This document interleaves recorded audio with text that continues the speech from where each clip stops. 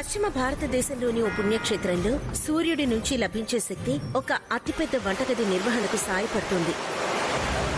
19వ శతాబ్దానికి చెందిన ఓ ఆధ్యాత్మిక గురువు స్ఫూర్తితో నిర్మితమైన ఈ వంటగది ఇప్పుడు 21వ శతాబ్దపు సాంకేతికతను అందిపుచ్చుకుంది. డిష్ మీద పడే మొత్తం కాంతి హీట్ ఎక్స్చేంజర్ మీదకి పరావర్తనం చెందుతుంది. మీరిప్పుడు దీన్ని చూస్తున్నారు కదా, ఎలా కాలిపోతుందో. సూర్యకాంతి శక్తికి నిదర్శనమిది. సౌరశక్తితో పనిచేస్తున్న వంటగది ఇదే. ఇక్కడ ప్రతిరోజు వేలాది మంది భక్తులకు భోజనం అందిస్తారు. భారతదేశంలో సౌరశక్తితో పనిచేస్తున్న అతి పెద్ద వంటగదుల్లో ఇది కూడా ఒకటి. భక్తుల సంఖ్యను బట్టి ఇక్కడ వంటకాలు సిద్ధం చేస్తాం. ఇక్కడ ప్రతిరోజు 70 నుంచి 80 వేల మంది భోంచేస్తుంటారు. ఇక్కడ తయారు చేసే ఆహారం ఆధ్యాత్మికతతో ముడిపడమే కాకుండా శాస్త్రీయంగానూ మేలైంది. శ్రీ సాయి ప్రసాదాలయకు సంబంధించిన మెగా కిచెన్ ఇది. సూర్యకాంతి భూమినిప్పుడు తాకుతూనే ఉంటుంది. సూర్యుడి నుంచి వచ్చే శక్తివంతమైన కిరణాలు భూమిని చేరడానికి 15 కోట్ల కిలోమీటర్లు ప్రయాణిస్తాయి. వాటి నుంచి భూగ్రహానికి భారీ స్థాయిలో శక్తి లభిస్తుంది. ప్రకృతి సిద్ధమైన జీవం మనుగడ సాగించడానికి అవసరమైన దానికంటే ఆ శక్తి చాలా ఎక్కువ. అలా పెద్ద మొత్తంలో మిగిలిపోతున్న ఆ శక్తిని ఉపయోగించి నేటి ఆధునిక జీవితంలోని చాలా అవసరాలను తీర్చుకోవచ్చు. ఉష్ణమండల పరిధిలో ఉండడం, సూర్యకాంతి విస్తారంగా లభించడం వల్ల భారతదేశంలో ఈ ప్రకృతి సిద్ధమైన ఇంధనం పెద్ద మొత్తంలో అందుబాటులో ఉంది. ప్రత్యేకించి భూమధ్య రేఖ దగ్గరలోని ప్రాంతాల్లో ఈ సౌలభ్యం మరింత ఎక్కువ. పశ్చిమ భారతదేశంలోని రాష్ట్రమైన మహారాష్ట్రలో కొలువైన షిరిడీలో సూర్యుడు నడినెత్తిన ప్రకాశిస్తూ ఉంటాడు. అయితే షిరిడీ ఖ్యాతి పొందడానికి ఇది ప్రధాన కారణం కాదు. తమ కోరికలు నెరవేర్చమంటూ ఎవరైతే పూర్తి నమ్మకంతో ఇక్కడికి వస్తారో వారి మనసులోని కోరికలన్నీ నెరవేరుతాయి. కాబట్టే వేలలో లక్షల్లో భక్తులు షిరిడీ క్షేత్రానికి బాబావారి దర్శనం కోసం ఇక్కడికి తరలివస్తూ ఉంటారు. పరిపూర్ణమైన ఆధ్యాత్మిక నమ్మకంతో వచ్చే ఈ భక్తులు పుణ్యక్షేత్రమైన షిరిడీకి చేరుకుంటారు. క్షణకాలమైన సాయిబాబాను దర్శించుకోవాలన్నదే వారి తాపత్రయం.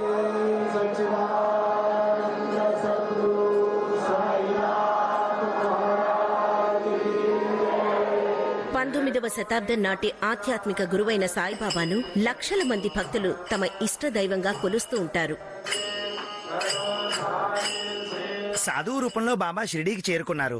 ఆయన తల్లి తండ్రి ఎక్కడ ఉన్నారని గాని, ఆయన కులం మతం ఏమిటని గాని ఎవరికీ తెలీదు. ఆ విషయం గురించి బాబా కూడా ఎప్పుడూ పెదవి విప్పలేదు.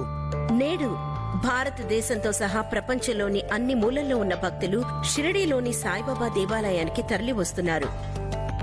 మేము హైదరాబాద్ నుంచి వచ్చాం. నేను ముంబై నుంచి వచ్చాను. నేను చెన్నై నుండి వచ్చాను. మేము పూణే నుండి వచ్చాం. డిసెంబర్ మొదటి వారం వరకు మేము షిరిడీలోనే ఉంటాం. 300 నుండి 400 మంది వరకు ఒక బృందంగా ఏర్పడి ఇక్కడికి వచ్చాం. నేను గత 30 సంవత్సరాల నుంచి ఇక్కడికి వస్తున్నాను.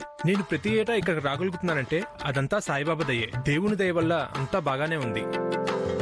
సాయిబాబా మహిమగల దేవుడన్నది చాలా మంది నమ్మకం. అలాగే తోటివారికి సాయపడండి, దానం చేయండంటూ బాబా ఇచ్చిన సందేశమే వారి బోధనల్లో ప్రధానంగా వినిపించేది. అన్ని దానాల్లోకి అన్నదానం గొప్పది. అందువల్లే స్వయంగా బాబా ఆకలితో ఉన్నవారికి అన్నం పెట్టేవారు. ఆకలితో ఉన్నవారికి అన్నం పెట్టమని ఆయన ఇతరులకు కూడా చెప్పేవారు. 19వ శతాబ్దంలో బాబా ఒక ఫకీర్లా జీవించారు. కానీ ఆయన సందేశాన్ని మాత్రం 21వ శతాబ్దంలోనూ ఆచరిస్తున్నారు. షిరిడీలోని శ్రీ సాయి ప్రసాదాలయ శ్రీ సాయిబాబా సంస్థాన్ ట్రస్ట్ నిర్వహిస్తున్న సామూహిక భోజనశాల ఇది. ఈ ప్రసాదాలయ ప్రతిరోజు 30 నుండి 40 వేల మంది సాయిబాబా భక్తులకు భోజన సౌకర్యం కల్పిస్తోంది. భోజనం సిద్ధం చేసే భారీ వంటగదికి అవసరమైన ఇంధనం కోసం ఈ ప్రసాదాలయ కేవలం విస్తారంగా ఉన్న వనరుల మీద ఆధారపడటమే కాదు, బాబా ప్రచారం చేసిన విశ్వాసాలను ఈ విషయంలో ఆదర్శంగా తీసుకుంది. ఆధ్యాత్మిక శక్తిని ఉపయోగించాలని అనుకుంటున్నాం కాబట్టే మేము ఈ సాంకేతికతను కోరుకుంటున్నామని వారు చెప్పారు. బాబా అప్పట్లో నీటితో దీపాలు వెలిగించారంట. వారికి సంబంధించి ఈ వనరుని వినియోగించడం అన్నది ప్రకృతి సిద్ధమైన ఆలోచనలో ఒక భాగం. ప్రసాదాలే సౌరశక్తి నిపుణుడు దీపక్ గఢియా మధ్య ఏర్పడిన అనుబంధం ఫలితంగానే ఈ సౌరశక్తి ఫలకాలు ఏర్పాటయ్యాయి. విజ్ఞాన శాస్త్రంలోని సూత్రాలను ఉపయోగిస్తూ సాయిబాబా యొక్క ఆధ్యాత్మిక నమ్మకాలను నెరవేర్చే దిశగా ఇది పనిచేస్తోంది. భౌతిక శాస్త్రానికి సంబంధించిన ప్రాథమిక ప్రయోగం ఇది. భూతద్దాన్ని ఉపయోగించి సౌరశక్తిని ఫోకస్ చేయడం, తద్వారా వేడి పుట్టించి కాగితాన్ని మండించడం అన్నది అందరికీ తెలిసిందే. ఈ వేడిని ఉపయోగించి నీటిని మరిగించడం ద్వారా ఆవిరిని సృష్టిస్తే వంట చేయడంతో సహా దాన్ని అనేక విధాలుగా ఉపయోగించవచ్చు. ఆ విధమైన ఉపయోగం కోసమే ఈ మేడ మీద ఈ 73 డిష్లను ఏర్పాటు చేశారు. ఇక్కడ మీరు చూస్తున్నది 16 చదరపు మీటర్ల డిష్. దాని మీద 380 అద్దాలున్నాయి. సూర్యుడి శక్తిని నేనిప్పుడు మీకు ప్రత్యక్షంగా చూపిస్తాను. ప్రధానంగా ఇక్కడ జరిగేది ఏంటంటే, ఆ అద్దాల కారణంగా 120 సూర్యుళ్ల కాంతి రిసీవర్ మీద పడుతుంది. ఇదొక చెక్క ముక్క. భూతద్దం ఉపయోగించి మనం కాగితం ముక్కను మండించిన విధంగానే ఈ చెక్క ముక్క విషయంలో కూడా మీరు సూర్యుడి శక్తిని ప్రత్యక్షంగా చూడవచ్చు. నేను ఈ చెక్క ముక్కను ఇక్కడ పెడుతున్నా. నిజానికి ఈ చెక్క ముక్క మీద ఎలాంటి సూర్యకాంతి పడడం లేదు. అయితే అలాగే చూస్తూ ఉంటే ఈ చెక్క ముక్క బాగా ప్రకాశవంతంగా మారుతుంది. అది తెల్లగా మెరిసిపోతున్నట్టుంది కదా. నిజానికి అది తెల్లదనం కాదు. ఇప్పుడు చూడండి, చెక్కముక్క కాలిపోతుంది. సూర్యకాంతి ఇక్కడ పడడం మొదలైన కొద్దిసేపటికే ఈ చెక్కముక్క కాలిపోవడాన్ని మీరు చూస్తున్నారు. అదే మరి సూర్యుడి శక్తి. Solar powered steam cooking system ను ప్రసాదాలయ వంటగదుల పైన నేరుగా 4 సెక్టార్లుగా విభజించారు. ఇంతకీ ఇది ఏ విధంగా పనిచేస్తోంది? వరుసలుగా ఏర్పాటు చేసిన డిష్లలో ప్రతి ఒక్కటి సౌరశక్తిని రిసీవర్ మీద కేంద్రీకరిస్తుంది. దీని మీద నీటి తొట్టె ఉంటుంది. నా వెనుక మీరు చూస్తున్న దాని పేరు హెడర్. ఇదొక స్టీమ్ హెడర్. హెడర్ పైప్ అని కూడా అనొచ్చు. దీని సగభాగాన్ని నీటితో నింపేశాం. నీటి స్థాయి ఇక్కడి వరకు ఉండడాన్ని మీరు చూడొచ్చు. గురుత్వాకర్షణ కారణంగా ఇందులోకి వచ్చిన నీరు రిసీవర్లోకి ప్రవహిస్తుంది. రిసీవర్లోని అత్యధిక ఉష్ణోగ్రత కారణంగా నీరు ఆవిరిగా మారి దీని గుండా వంటగదిలోకి ప్రవేశిస్తుంది. ఇంతకీ ఎంత ఆవిరి? ఎండ కాసిన ప్రతిరోజు 3500 కేజీలు. సౌర వ్యవస్థ పనిచేయడం మొదలవగానే నీటి ఆవిరి ద్వారా ఒత్తిడి పెరగడం మొదలవుతుంది. అది జరుగుతుండగా కింద ఉన్న వంటగదుల్లో భోజనం వండే కార్యక్రమం మొదలవుతుంది. ఉదయం 7 గంటల నుండి వంటగదిలోని పనివాళ్లు వండి వార్చే పనిలో బిజీగా మారిపోతారు. ఆ రోజు వంట కోసం అవసరమైన వస్తువులను ట్రాలీల ద్వారా పనివాళ్లు అక్కడికి తీసుకొస్తారు. అందులో పిండి, పప్పులు, మసాలా దినుసులు, కూరగాయలు ఉంటాయి. వంట ప్రారంభం కావడానికి ముందే 120 మందికి పైగా పనివాళ్లు కూరగాయలు తరగడం, ముక్కలుగా చేయడం, రుబ్బడం వంటి పనులన్నీ పూర్తి చేస్తారు. ఈ రోజు ఏం వంట చేస్తున్నారు? ఈ రోజు భక్తుల అంచనా ప్రకారం 700 కిలోల కూరగాయలు ఉపయోగిస్తున్నాం. దీన్ని వండడానికి 6 పాత్రలు సరిపోతాయి. అవి ఒక్కొక్కటి 100 కిలోలు వండడానికి సరిపోతాయి. వంట చేయడానికి 2 నుంచి 2.5 గంటలు పడుతుంది. ఎందుకంటే ఉదయం 9:30కే భోజనాలు తెరుస్తారు. భోజనం వడ్డించేందుకు సమయం దగ్గర పడుతోంది. అందుకే సౌరశక్తితో పనిచేసే ఈ భారీ వంటశాలలో తయారీ పనులు కూడా జోరందుకున్నాయి. పశ్చిమ భారతదేశంలోని పుణ్యక్షేత్రమైన షిరిడీలోని శ్రీ సాయి ప్రసాదాలయ 19వ శతాబ్దానికి చెందిన ఆధ్యాత్మిక గురువు సాయిబాబా బోధనలను అనుసరిస్తూ ఇక్కడ అతిపెద్ద అన్నదాన కార్యక్రమం నిర్వహిస్తున్నారు. సాయిబాబా బోధించిన సేవా స్ఫూర్తి ప్రసాదాలయలోని భారీ వంటశాలలు నేటికి కార్యరూపంలో కొనసాగుతోంది. కింద ఉన్న వంటగదుల్లో మాత్రమే కాకుండా వాటి పైభాగంలోనూ ఆ స్ఫూర్తి కనిపిస్తోంది. భారతదేశంలో సౌరశక్తితో నిర్వహిస్తున్న అతి పెద్ద వంటశాలల్లో ఇది కూడా ఒకటి. దీపక్ గడియా నేతృత్వంలోని బృందం ఈ వ్యవస్థకు రూపకల్పన చేసింది. ప్రత్యేకించి షిరిడీ కోసం ఈ వ్యవస్థను ఏర్పాటు చేయడానికి వారికి దాదాపు 1 ఏడాది కాలం పట్టింది. మీరిక్కడ గమనిస్తే ఈ డిష్లన్నీ ఒక స్టాండ్ మీదున్నాయి. ఈ స్టాండుకు సంబంధించిన కోణాన్ని గమనించారా? ఇదే షిరిడీకి సంబంధించిన అక్షాంశం. ఈ అక్షాంశం కారణంగానే షిరిడీలో పడే సూర్యకాంతి కిరణాలన్నింటినీ రిసీవర్ మీద కేంద్రీకరించడం మాకు సాధ్యమైంది. ఇదే స్టాండ్ ని మనం బాంబేలోగానే ఏర్పాటు చేస్తే ఇదక్కడ పనిచేయదు. ఎందుకంటే బాంబే అక్షాంశం భిన్నమైంది. అక్కడ సూర్యకాంతి కిరణాలు పడే కోణం కూడా భిన్నంగా ఉంటుంది. 2009లో మొట్టమొదటిసారిగా ఇక్కడ ఈ వ్యవస్థను ఏర్పాటు చేశారు. భారతదేశంలో ఎక్కడైనా సరే ఈ రకమైన వ్యవస్థల్లో ఇదే అతిపెద్ద సౌరశక్తి వ్యవస్థ. ఇదొక రికార్డు స్థాయి వ్యవస్థ. అయితే ఈ వ్యవస్థకు సంబంధించి కూడా భయాలు వెంటాడుతున్నాయి. ఇక్కడున్న ఒక్కో డిష్ బరువు 500 కిలోలు. ఇక్కడున్న 73 డిష్ల బరువును ఆ సంఖ్యతో గుణించండి. నిజానికి ఈ బరువే అసలు సిసలు సమస్య. సరిగ్గా చెప్పాలంటే 40 టన్నుల లోహ నిర్మాణం టెర్రస్ పై ఉంది. ఈ భవనం భద్రత విషయంలో మనం జాగ్రత్తగా ఉండాలి. గాలి వల్ల ప్రమాదం కలగకుండానూ మనం జాగ్రత్తలు తీసుకోవాలి. తుపాన్లు సంభవించగల ప్రాంతంలో మనం ఈ వ్యవస్థను ఏర్పాటు చేశాం. తెరచాప మాదిరిగా ప్రతి డిష్ 16 చదరపు మీటర్ల వైశాల్యంతో ఉంది. కాబట్టి గాలి ధాటికి తట్టుకునే విధంగా మనం డిజైన్ చేయాలి. ఈ విధమైన జాగ్రత్తలన్నీ తీసుకోవాలి. 6 ఏళ్ల క్రితం ఏర్పాటు చేసిన ఈ వ్యవస్థ ఇప్పటికీ చక్కగా నడుస్తోంది. ఈ భవనం లోపల ఉండే భారీ వంటశాలలోని అనేక క్లిష్టమైన పనులకు నేడు సౌరశక్తి ఉపయోగపడుతోంది. ప్రధానంగా బాయిలింగ్ సెక్షన్లో భారీ పరిమాణంలో ఉన్న పాత్రల్లో బియ్యాన్ని, పప్పుల్ని సౌరశక్తితోనే ఉడికిస్తూ ఉంటారు.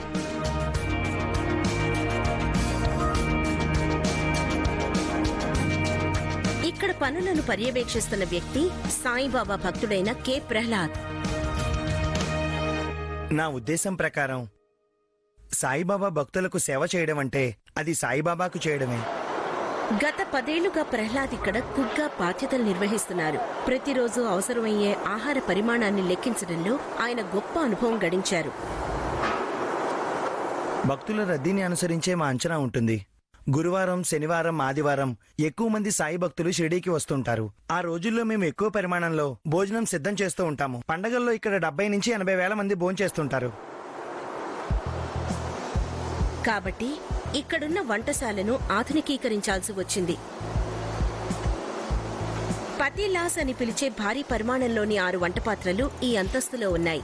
అవి 100 కిలోల వరకు కూరగాయలను ఉడికించగలవు.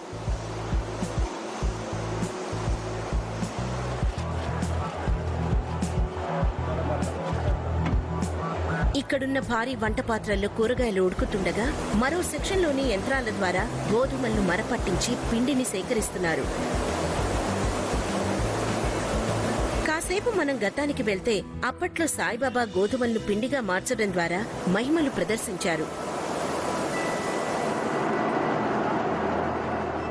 ఒకానొక సమయంలో ప్లేగు మాదిరిగా కలరా మహమ్మారి సమాజం అంతా వ్యాపించి ప్రజలను ఇబ్బంది పెట్టసాగింది.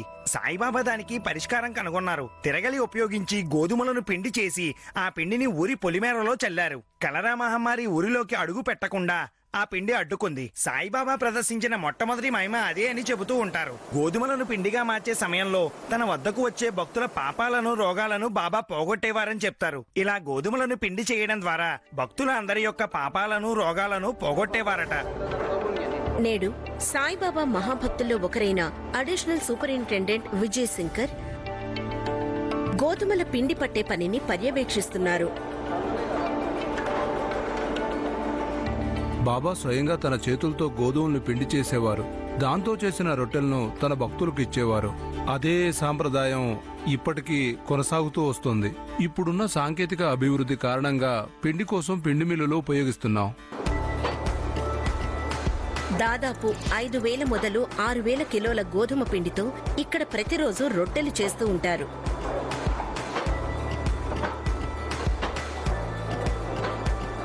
అసలు ఈ యంత్రానికి ఉన్న సామర్థ్యం ఏమిటంటే ఇది గంటకు 2,000 రొట్టెలను తయారు చేయగలదు.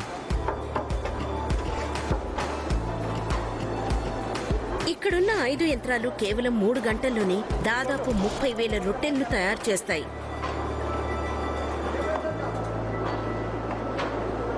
వంటశాలలోని వాళ్లంతా వంట పూర్తి చేసే పనిలో నిమగ్నమయ్యారు.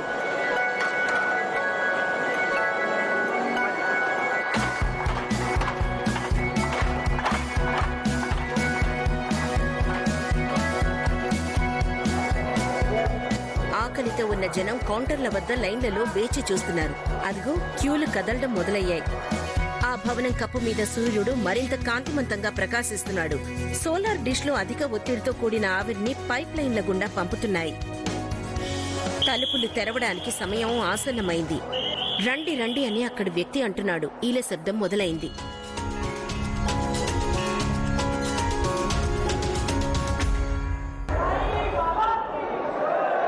19వ శతాబ్దానికి చెందిన ఆధ్యాత్మిక గురువు సాయిబాబా భక్తులు దర్శించే అతి పెద్ద పుణ్యక్షేత్రాల్లో పశ్చిమ భారతదేశంలోని షిరిడీ కూడా ఒకటి. మధ్యప్రదేశ్ రాష్ట్రంలోని భోపాల్ నుండి నేను నా కుటుంబంతో సహా ఇక్కడికి వచ్చాను. మేము ఏడాదికి ఒకసారైనా ఇక్కడికి వస్తాం. 2 సార్లు వచ్చిన సందర్భాలు కూడా ఉన్నాయి. ఇక్కడికి రావాలని మా మనసు ఎప్పుడూ కోరుకుంటుంది. కోరిక ఎక్కువైన ప్రతిసారి బాబాను చూడటానికి వచ్చేస్తుంటాం. దాతృత్వ సేవ రూపంలో భక్తులకు అన్నదానం చేయాలని సాయిబాబా ఎప్పుడూ చెప్పేవారు. బాబా మాటను నేటికి ఇక్కడ తూచా తప్పకుండా పాటిస్తున్నారు. ఇక్కడ శ్రీ సాయి ప్రసాదాలయంలోని వంటగదుల్లో రోజు సుమారు 40,000 మంది కోసం భోజనం తయారు చేస్తున్నారు. ఇక్కడ మనం తినే వంటకం ఏదైనా కావచ్చు, అది చాలా రుచిగా ఉంటుంది. నిజంగా చెప్పాలంటే చాలా సంతృప్తినిస్తుంది. మనసుకెంతో హాయిగా ఉంటుంది. మేము ఎప్పుడొచ్చినా కూడా ఇక్కడే తింటాం. ఇప్పుడు కూడా అక్కడికే వెళ్తున్నాం. మా కుటుంబం అంతా కూడా అక్కడే తింటాం. ఇలాంటి భక్తుల కోసమే ప్రసాదాలయంలోని వంటగదిలో భోజనాల తయారీ ఉదయం 7 గంటలకే మొదలైపోతుంది.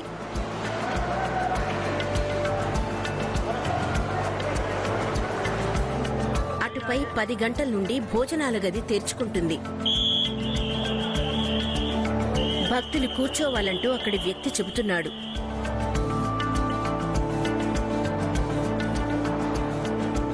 మూడు 3,600 మంది భక్తులు ఒకే సమయంలో ఇక్కడ కూర్చొని ప్రసాదాలయాలో తయారు చేసిన బాబా ప్రసాదాన్ని స్వీకరిస్తూ ఉంటారు. కనీసం 35,000 నుండి 45,000 మంది భక్తులు ప్రతిరోజు భోజనం ఇక్కడ తింటుంటారు. పండగ రోజుల్లో అయితే భక్తుల సంఖ్య 80,000 నుండి 1,00,000 వరకు ఉంటుంది. ఈ భోజనం కోసం భక్తులు ఒక్కొక్కరి నుండి 5 నుండి 10 రూపాయల చొప్పున తీసుకుంటారు. అయితే భక్తులకు మాత్రం ఇది అమూల్యమైన ఆహారం. ఎందుకంటే భక్తులు దీన్ని ప్రసాదంగా భావించి సాయిబాబా ఆశీస్సులతో తయారైన ఆహారంగా స్వీకరిస్తారు. బాబాకిచ్చే మధ్యాహ్న హారతి అలాగే ధూప్ హారతిలో నైవేద్యాన్ని సమర్పిస్తాం. అది చాలా విశిష్టమైనది. ఇక్కడ బాబా ప్రసాదాలయంలో వండే వంటల్లో అదే నైవేద్యాన్ని కలపడం జరుగుతుంది. అలా భోజనంలో కలిపిన ప్రసాదం అందరికీ అందుతుంది. అందుకే బాబా ప్రసాదాన్ని మేము స్వయంగా స్వీకరిస్తున్నాము అని భక్తులందరూ భావిస్తారు. ఈ భోజనాన్ని సాయిబాబా ప్రసాదంగా భావిస్తాం. అందుకే సాయిబాబా ఆశీస్సుల కోసం మేము ఎప్పుడు ఇక్కడికి వస్తుంటాం.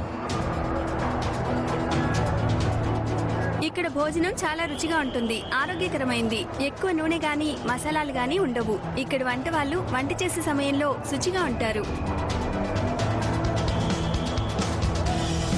ఉదయం నుండి మొదలుపెట్టి వేలాదిగా వచ్చే భక్తులకు ఈ భోజనశాలలో వడ్డిస్తూనే ఉంటారు. భవనం పైన ఉండే solar powered steam cooking system ద్వారా ఈ ప్రక్రియకు ఎలాంటి ఆటంకమూ ఏర్పడదు. వీటిలో ఒక్కో డిష్ పొద్దుతిరుగుడు పువ్వు లాంటిది. ఆకాశంలో సూర్యుడు ఉన్నవైపుగా అది తన స్థానాన్ని మార్చుకుంటూ ఉంటుంది. కాబట్టి సూర్యకాంతి ఉన్నంతసేపు ఇది ఆవిరిని ఉత్పత్తి చేస్తూనే ఉంటుంది. ఉదయం పూట అవి తూర్పు వైపుగా తిరిగి ఉంటాయి. ఆపై రోజు మొత్తం సూర్యుడి కదిలే దిశకు తగ్గట్టుగా అవి కదులుతూనే ఉంటాయి. ముందు దక్షిణం వైపు, తర్వాత పడమర వైపు. ఈ రోజు ఇప్పుడు మనం మాట్లాడే సమయంలో డిష్ స్థానం పశ్చిమం వైపు సూర్యుడికి అభిముఖంగా ఉంది. ఈ భారీ వంటశాల సౌరశక్తి మీద ఆధారపడమన్నది ఒక వరం. కానీ ఇక్కడ ఒక సమస్య ఉంది. సూర్యకాంతి లేని సమయంలో పరిస్థితి ఏంటి? అందుకే మేము ఈ వ్యవస్థను బాయిలర్ వ్యవస్థతోనూ అనుసంధానించాం. సూర్యకాంతి అందుబాటులో ఉంటే సోలార్ స్టీమ్తో ఈ వ్యవస్థ పనిచేస్తుంది. ఒకవేళ సూర్యకాంతి లేకపోతే బాయిలర్ వ్యవస్థ ఆటోమేటిక్గా ఇంధనంతో పనిచేయడం ప్రారంభిస్తుంది. ప్రసాదాలయంలో ఏర్పాటు చేసిన ఈ బాయిలర్ వ్యవస్థ ఎల్పీజీతో పనిచేస్తుంది. తెల్లవారుజామున జరిగే వంట కార్యక్రమం కోసం మాత్రమే కాకుండా సూర్యకాంతి లభించని సమయాల్లోనూ ఈ వ్యవస్థ సాయపడుతుంది. ప్రకృతి సిద్ధమైన పరిమితుల సంగతి పక్కన పెడితే సౌరశక్తి ఉపయోగం ద్వారా ఈ భారీ వంటశాల భారీ మొత్తంలో పొదుపు చేయగలుగుతోంది. సౌరశక్తి ఉపయోగం ద్వారా ప్రసాదాలయకు ఏటా దాదాపు 29 లక్షలు ఆదా అవుతోంది.